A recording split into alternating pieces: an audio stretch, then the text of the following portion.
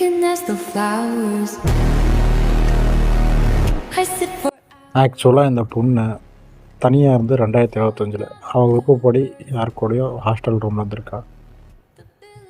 கணவர் பல பெண்ணோட தப்பாக இருந்ததுனால நானே இருந்தேன் அப்படிங்கிற வாக்குமூலம் கொடுத்துருக்காங்க. ஆனால் இந்த பொண்ணை பற்றி எந்த ஒரு விஷயம் தெரியாமல் இன்ஸ்டாகிராமில் கண்டபடி ஒன்று கெட்ட கெட்ட வார்த்தையாக போட்டிருக்காங்க. இந்த பொண்ணு செஞ்ச தப்புக்கு தீர்ப்பு சொல்ல வேண்டியது நீதிமன்றம். ஆனால் நம்ம இன்ஸ்டாகிராமில் இந்த பொண்ணை கமெண்டில் தப்பு தப்பாக திட்டு வந்துட்டுருக்காங்க நம்ம மக்கள் எல்லாம்.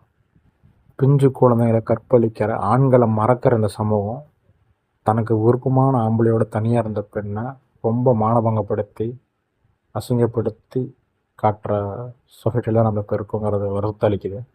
இந்த பொண்ணு நல்லவளா கெட்டவளாங்கிறத நம்ம இன்ஸ்டாகிராமில் முடிவு பண்ண வேண்டிய விஷயம் இல்லை. நீதிமன்றத்தில் நீதிபதி முடிவு பண்ணிப்பார். அவங்க குடும்ப நல நீதிமன்றத்தில் அணுகி அவங்க பர்சனல் லைஃப்பில் பர்சனலாக கிடைக்க போகிற தீர்ப்பை விட இப்போ அந்த பொண்ணை உயிரோடு கொண்டுட்ருக்காங்க. ஒவ்வொரு இன்ஸ்டாகிராம்லேயும் கமெண்ட் மூலிமா அந்த பொண்ணுக்கு ரொம்ப வேதனை அளிக்குதுங்கிற வீடியோவை வெளியிட்டிருக்கு. அந்த பொண்ணு வெளியான வீடியோவில் அந்த கதவுக்குள்ளே இருந்த ஆம்பளை பற்றி எந்த ஒரு ஊடகமும் தப்பாக பேசலை. எந்த ஒரு இன்ஸ்டாகிராம் கமெண்ட்லேயும் தப்பாக பேசலை. முழுக்க முழுக்க பாதிக்கப்பட்டு இந்த பொண்ணு இந்த ஒரு தான். அப்புறம் பார்க்கலாம்.